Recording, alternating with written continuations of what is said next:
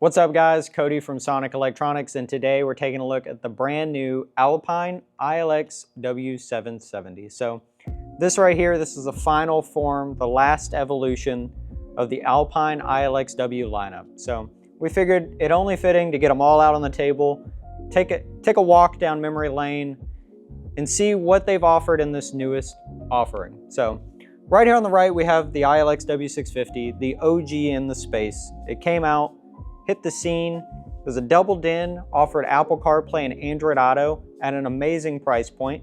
And then just to throw a little flair on the end, they put a compact short chassis so you could hook it up with a KTA 200M or a KTA 450. Those are their power stacked amplifiers. You can get a 200 watt mono or a 4-channel that's going to output 50 watts per channel. And this unit sold like crazy. People love this unit. It's one of the best selling car stereos for the past years. Then they said, you know what? Let's refresh it. It's been time. It's an amazing unit, but let's take it to the next level. So they came out with the 670 last year. 670, they refreshed the UI, of course, gave it a slightly, sleeker look there on the front. They also added the lighting link control, so you can hook this up to your Prismalink subwoofers from Alpine and control those straight from the unit. We'll take a look at some of that.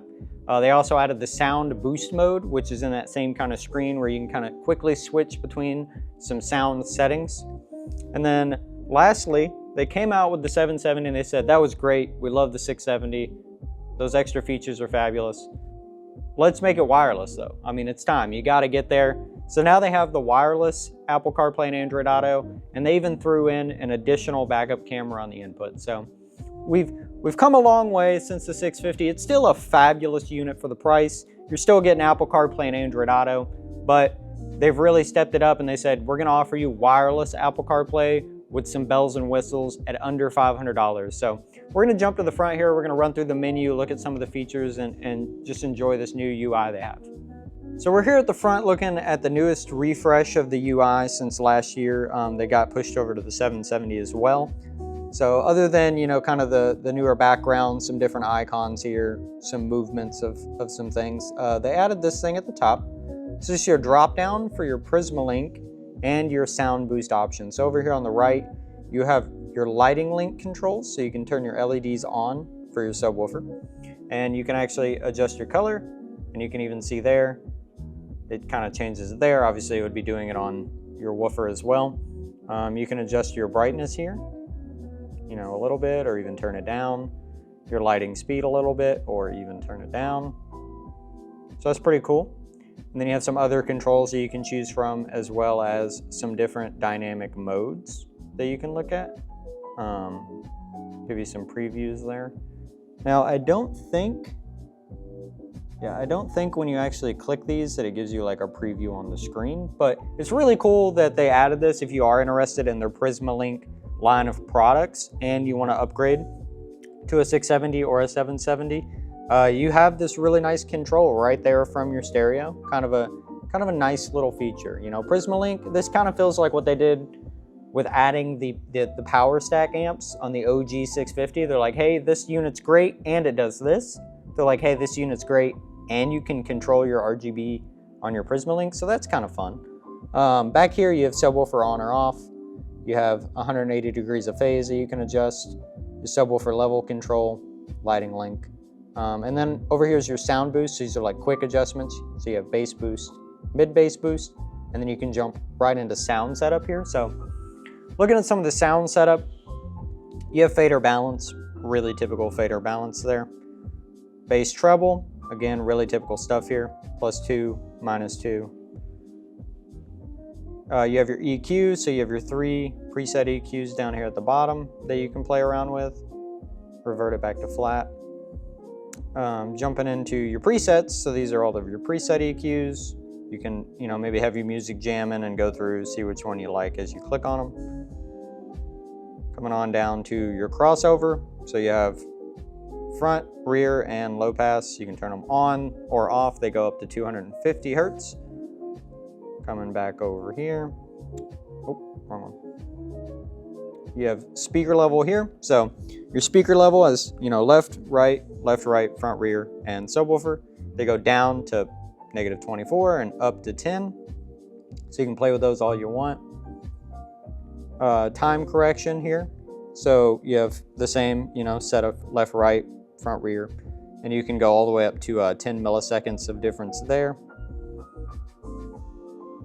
Then your subwoofer, you can turn your subwoofer on or off here as well. These are the same 3 that you saw on the Prismalink screen. So because they're on that Prismalink or the Lighting Link screen, you'll probably never even come to this screen because you already have it on the other. But, they're here as well if you want to adjust your subwoofer level or, your phase. And then they have defeat lastly at the bottom. If you're wanting to maybe just do everything outside of the unit, you can use defeat and get that signal as short and clean as you can. And then bouncing back to our general settings, system, it's your typical just small system settings here. Screen lighting, so you can actually do dimmer. You could come in and do day or night if you want. Most people are just going to leave that on dimmer. You can adjust your screen brightnesses for day or night. I typically always just kind of end up setting it to the highest that it can go. I've yet to really see one, because the only one that you'd really ever be worried about would be like during nighttime. You're like, man, the screen is too bright. I personally haven't seen a stereo at night that is just like, this thing is absurdly bright, I cannot focus on the road, but some people, maybe you would. Now, screen color here, so you can select your screen color, and this is gonna adjust your home screen here. So you can come back in real quick. Screen color. So they have this up here. This is your color link key screen. So if you turn this off, you notice that your buttons don't change color because you actually have this over here. You can actually change your key colors here.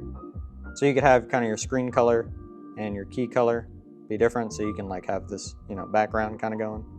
But then instead of, having the red, you're like, oh, I like the red background, but I want the amber keys. You can do that. So it's important though, you have to turn this off. If you turn it back on, now it changes with the key color or the key screen that you're changing. So if you want to mix it up, you can turn that off and then come into key color. Oh, clicked the wrong. And you could change it there. So that's pretty much it for screen lighting right there. If we bounce back, we went over our system sound, all that good stuff. Volume, just some default, so that, as different things come in, your talk, your voice, your ringtone, you can set some default volumes for those things. Wi-Fi, not really going to be in here, but Wi-Fi on or off, device info. You have Bluetooth for on or off, or your device list if you need to go remove stuff and reset. And then rear camera, so you have camera on or off.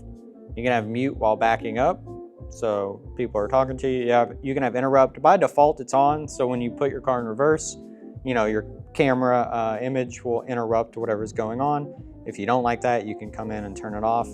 Then you have your typical guideline adjustments, so that you can really tailor it to whatever your aftermarket backup camera or your factory backup camera.